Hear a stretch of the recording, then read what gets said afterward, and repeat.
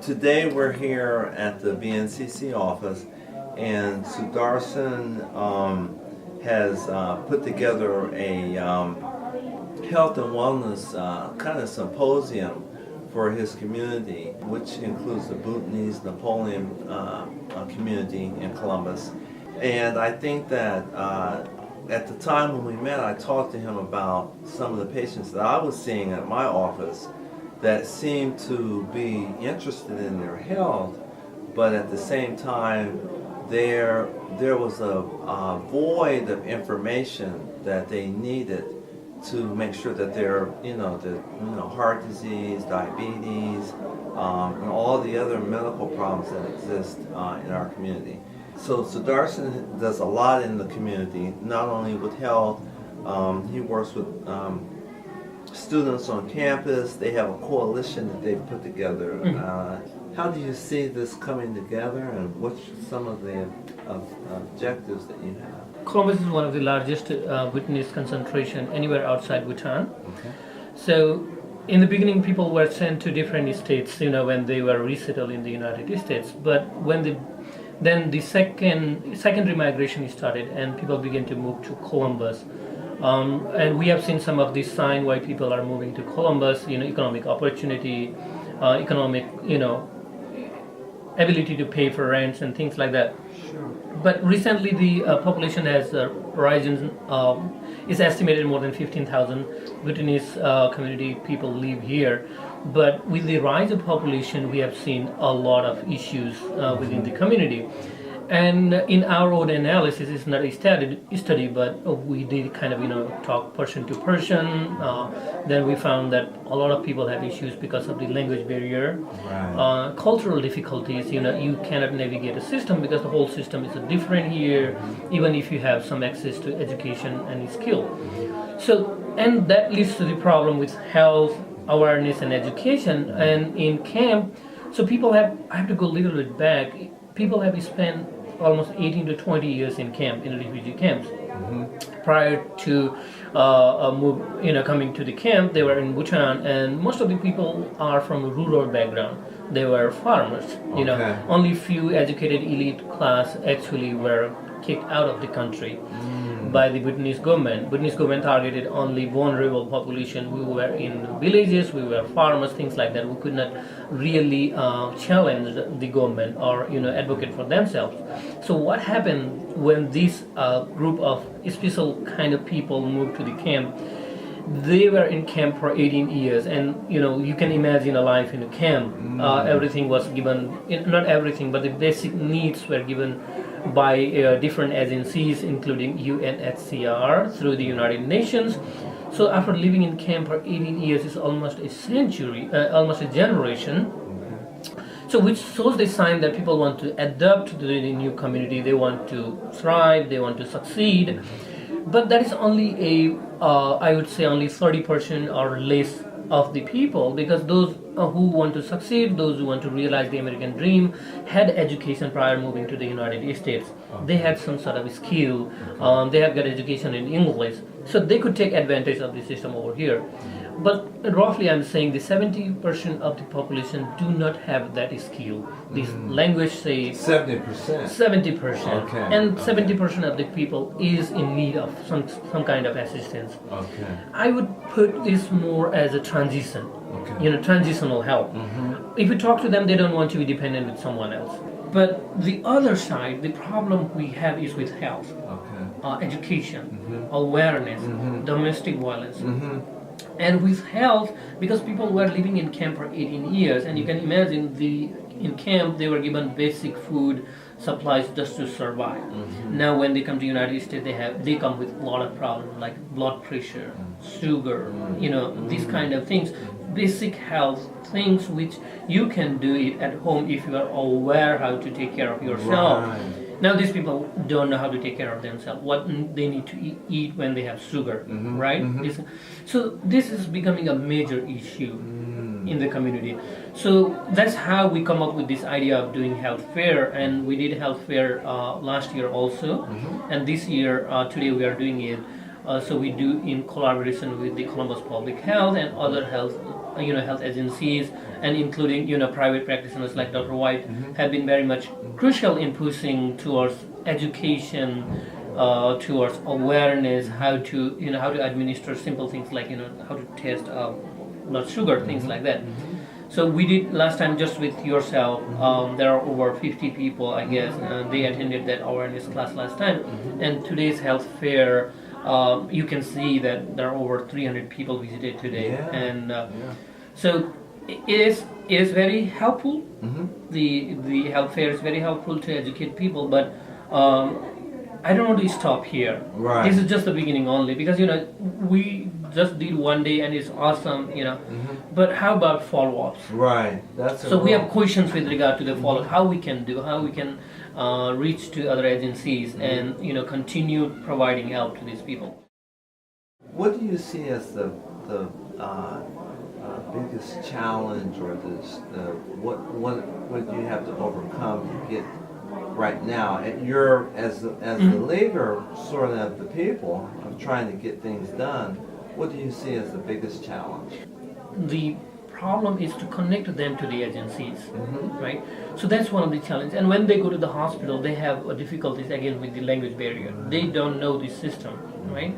And then because there's a long procedure about the paperwork, but the actual explanation what you need to do at home when you go home, how you need to take these medications.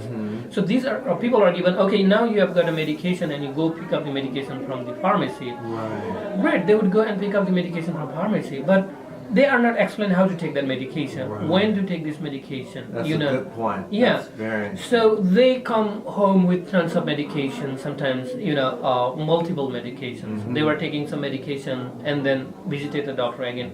Doctor wrote new medication. right. So they would take all those medications, and there are complications due to this, taking multiple medications. Okay. And sometimes they don't know when to take those medications. They brought those medications and things like that. Basic informational kind of thing. Okay. For you and me, which is very simple, we can just read at the bottle and say, I need to take this in the morning, once once a day or twice a day. But they cannot read those labels. I know the mental health and domestic violence has been a challenge in the community. We've talked about that before. And I know you have a program where you're trying to address those problems. Can you tell a little bit about maybe why you think those exist? And some of those are kind of like post-traumatic stress disorder and things that they've experienced, and now they're in a new land, not trying to navigate. But what do you think about that? Yeah, so mental health and domestic violence, I think they are related to each other. And mental health, we have with the Bhutanese population, we have the highest rate of mental health issue with all the immigrants communities. There were some research done in 2012, I guess, by CDC. Then some, kind of local research were done, and then some assessment test kind of things were done. And what I'm trying to say is, through this test, what the research has come to the understanding is that there's a high level of PTSD among the Bhutanese community, depression, and then other mental health issues. But PTSD, they spend, they were kicked out of their country. They spent time in camp, and in a camp they used to go out to work as a laborer, although they weren't allowed, and they used to go and work illegally, or a contractor would take them to a dangerous place. Right. So a lot of these people who were working as a laborer in Nepal were exposed to high explosives because they were taken into remote places to construct road, to work in the mines, and there were no safety gears, no education. Wow. A lot of people were exposed to this high explosive. First, they were evicted out of their country, taken everything whatever they had, their ancestral land, property, money, everything. Some of them were persecuted. Some of their family members were killed during that time. So the trauma started there. Now, after spending 18 years in camp, when they didn't have education, when they had to, they wanted to make some money, and there were contractors, they would take these people out of the camp, not through legal means, illegally, and they would take to remote places where there are road construction, mining construction, and they were exposed to this high amount of explosive. And through all of these circumstances, they come to United States with tons of PTSD. How do you think the program is progressing? Yeah, of course the program is progressing. We are partnering with the Columbus Public Health and other health agencies. Okay. But we want more health agencies, even including private practitioners, would come work. We want to work with and build a partnership and how we can navigate people. I want to put these people into the pipelines. Right. If you have a mental health issue, where you need to go. Right. If you have other health issues, like if you have diabetes, if you have blood pressures or other kind of health issues, if you have domestic violence, where you need to go, who are the agencies. Not to mention we have issues with the legal system also. Not people are doing anything wrong, but witness people, according to the Columbus police, are the victim of the, they are the most victims. Really? Okay. Tax fraud or money laundering kind of things, and then people become victims of so much of that they don't realize. When somebody's calling, you have a tax due, you need to pay. Somebody told me that a person sold his car for $5,000 and paid to a caller, a fake IRS agent. Right. So these people are not aware of the legal issues also. So if we have agencies and connection with these agencies, and we could pipeline these people to go to these different agencies and get help. People are doing awesome job with getting job. Most of the people are employed. You can see every person in the witness community go do job. And there are so many warehouses where you would find 60-70% of the witness employee, and they love witness. When they come here, they say, we want more witness. I've heard that. Yeah. I've heard that. So that part seems pretty good. But the other thing that with problem with health, domestic violence, legal issues, education, awareness, we have to start working. We are working, but the progress is pretty slow and not satisfactory. Right. I know the Vision 2020 is coming up. Yeah. Would you like to give a little? Sure, yes. So we have put together another program, which is, we call it Vision 2020. So Vision 2020 is to work with the witness students, those who are going for a 4-year college, 2-year college, technical schools. So in December we are planning, but a little bit running behind because of the budget. We don't have enough budget to do it. We want to do a one-day workshop. So it is to address witness students, to provide them information with how you can apply for grad schools, how you can apply for scholarship, how you can apply for even undergraduate schools, what profession you want to choose, right? What is the projected labor market growth?